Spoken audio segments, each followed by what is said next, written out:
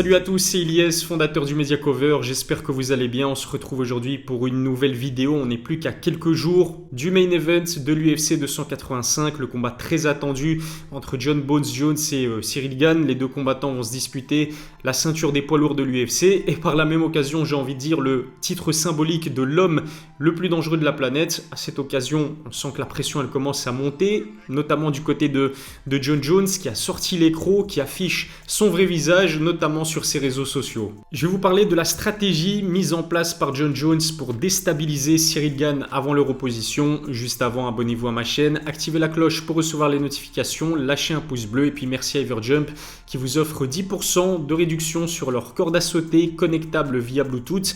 Vous pouvez également télécharger gratuitement leur application du même nom, Everjump, suivre vos performances ou alors vous concocter un programme de remise en forme. Si ça vous intéresse, je mettrai le lien vers leur site dans la description. Si vous suivez Jon Jones sur ses réseaux sociaux, vous savez que c'est un combattant qui est très taquin, qui aime déstabiliser ses adversaires et il essaye de leur faire perdre toute confiance en eux. Alors il y a une idée qui circule avant son combat contre Cyril Gane et moi je dois vous dire que je suis d'accord avec cette idée-là.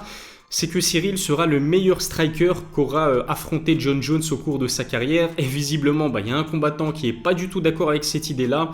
Et ce combattant, c'est Jon Jones. Jon Jones, il fait la comparaison avec Thiago Santos qu'il a affronté lors de son avant-dernier combat à l'UFC. Et il considère Thiago Santos comme un meilleur striker que Cyril Gane. Il le trouve beaucoup plus rapide, beaucoup plus puissant aussi. Il dit que à chacun de ses coups, en fait, Thiago essaie de détruire et d'arracher la tête à son adversaire.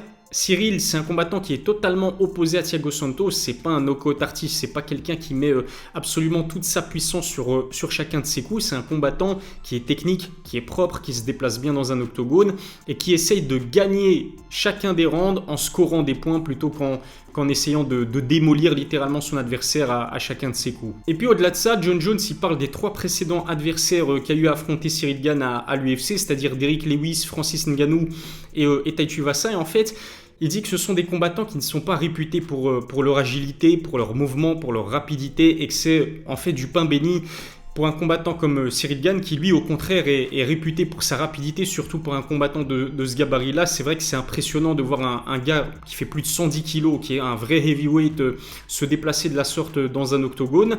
Et en fait, il a raison, là pour le coup, Jon Jones. D'ailleurs, quand j'ai eu le plaisir d'interviewer Cyril Gane avant son combat contre Tai Tuivasa, je lui avais demandé si Tai Tuivasa représentait vraiment un challenge pour lui, en sachant que Cyril, il a toujours réussi à faire déjouer les plans des gros punchers comme Derrick Lewis et pour le coup Tai Tuivasa, même si c'était plus compliqué que prévu. Mais le truc, c'est que Jon Jones oublie quelque chose, c'est que lui-même, c'est pas un combattant qui est forcément connu pour ses qualités d'explosivité ou de rapidité, même chez les lourds légers, et ça peut qu'être pire lorsqu'il va monter en catégorie. Il y a quelques jours, le compte Instagram de l'UFC a publié une vidéo d'un entraînement de Jon Jones, et quand vous lisez les commentaires, vous vous rendez compte que les fans redoutent la lenteur de Jon Jones et ça pourrait l'handicaper face à un combattant du style de Cyril Gane. L'avantage que Jon Jones a comparé à un Tai Tuivasa ou un Derrick Lewis, ça reste son allonge. D'ailleurs, on a vu qu'un combattant comme Alexander Volkov, qui pour le coup est un bon striker, qui pour le coup est plutôt rapide sur ses appuis,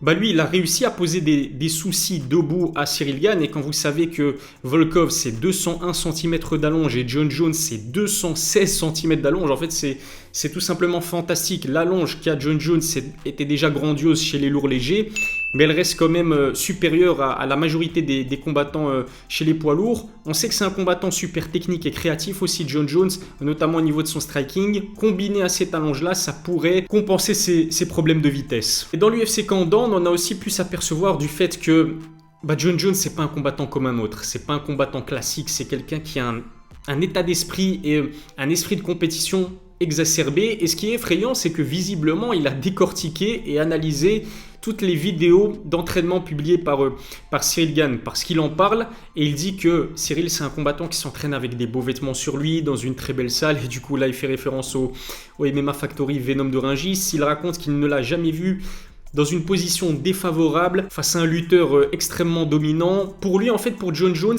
il trouve que Cyril, c'est pas un combattant qui a envie de sortir de sa zone de confort. On le voit taper dans un sac face à des adversaires peut-être plus petits que lui, moins forts que lui, toujours dans des positions dominantes. Et il fait le parallèle avec son propre camp de préparation qui visiblement a été extrêmement difficile. Il en vient même à comparer la salle où s'entraîne Cyril à celle où Jon Jones s'entraîne, qui est la Jackson Wing, qui est une salle réputée aux États-Unis, qui apparemment se trouverait dans le ghetto. Jon Jones, en fait, il fait le maximum pour essayer de décrédibiliser Cyril Gane. Il a par exemple raconté que son footwork ne l'impressionnait absolument pas. Il a aussi tenu à lui rappeler que le combat qu'ils vont se livrer à l'UFC 285, c'est pas un combat de kickboxing, ce serait un combat de MMA à part entière. Et puis aussi cette phrase sur Twitter où Jon Jones raconte en fait que pour l'instant, le meilleur lutteur qui a eu à affronter Cyril Gane depuis ses débuts à l'UFC, c'est Francis Ngannou, qui n'a pas un background en lutte, tout le contraire d'un Jon Jones qui a commencé par la lutte avant même de commencer par le MMA. C'est symptomatique de la stratégie qu'a toujours utilisé Jon Jones pour faire perdre toute confiance en eux à ses adversaires.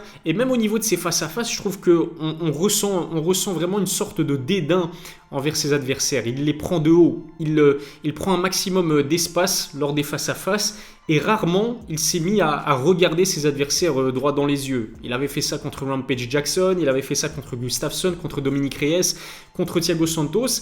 S'il ne les regarde pas dans les yeux, c'est pas parce qu'il a peur d'eux, mais c'est comme s'il exprimait le fait que ses adversaires ne sont pas à sa hauteur et qu'il ne mérite tout simplement pas de partager l'octogone avec lui. Jon Jones, c'est un combattant qui est effrayant. C'est quelqu'un qui est aussi, au-delà de sa carrière de combattant, mais c'est un être humain qui est plutôt intimidant. D'ailleurs, Fernand Lopez, en parlant de l'effet que provoque Bones auprès de ses adversaires, il parle de l'effet Tyson. C'est-à-dire que comme Mike Tyson, au cours de sa carrière de boxeur, c'était un combattant tellement puissant, tellement trapu, tellement explosif, il mettait des KO à des adversaires beaucoup plus grands que lui, ça provoquait de la peur à ses adversaires et il pouvait remporter des combats avant même de rentrer sur un ring. Il avait battu son adversaire d'un point de vue psychologique et c'est un petit peu pareil avec Jon Jones qui a littéralement détruit des légendes au cours de sa carrière et du coup ça peut provoquer effectivement de la peur et ça peut même aller jusqu'à tétaniser ses adversaires. Par contre, je suis pratiquement convaincu que ça n'aura pas cet effet-là auprès de Cyril Gane. Pourquoi ?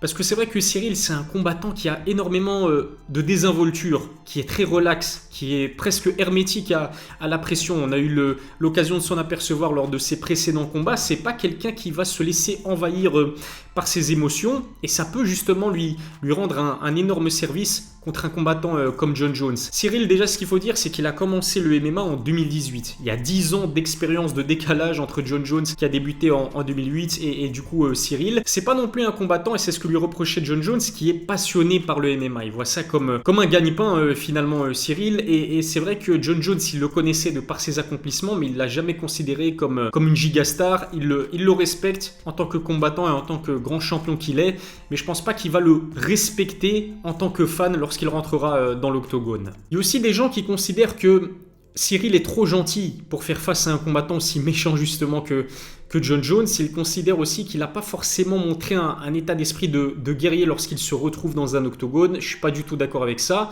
Cyril l'a prouvé à 2 reprises qu'il pouvait aller à la bagarre et s'imposer et rester intelligent aussi dans sa prise de décision. Il l'a montré lors de son dernier combat contre Tai Tuivasa où notamment il se fracture la main en plein combat, où il encaisse aussi le premier knockdown de sa carrière. Ça ne l'a pas empêché d'aller s'imposer face à un knockout artiste comme Tai Tuivasa. Et c'était pareil lors de son deuxième combat de MMA où il a réussi à s'imposer sur KO malgré un poumon perforé. Voilà ce que je pouvais dire sur ce sujet-là. Abonnez-vous à ma chaîne, activez la cloche pour recevoir les notifications, lâchez un pouce bleu si cette vidéo vous a plu. N'oubliez pas de me donner vos pronostics pour ce fameux combat entre Jon Jones et Cyril Gane dans les commentaires. Je vous remercie de m'avoir suivi. Je vous donne rendez-vous très vite pour une nouvelle vidéo. D'ici là, prenez soin de vous.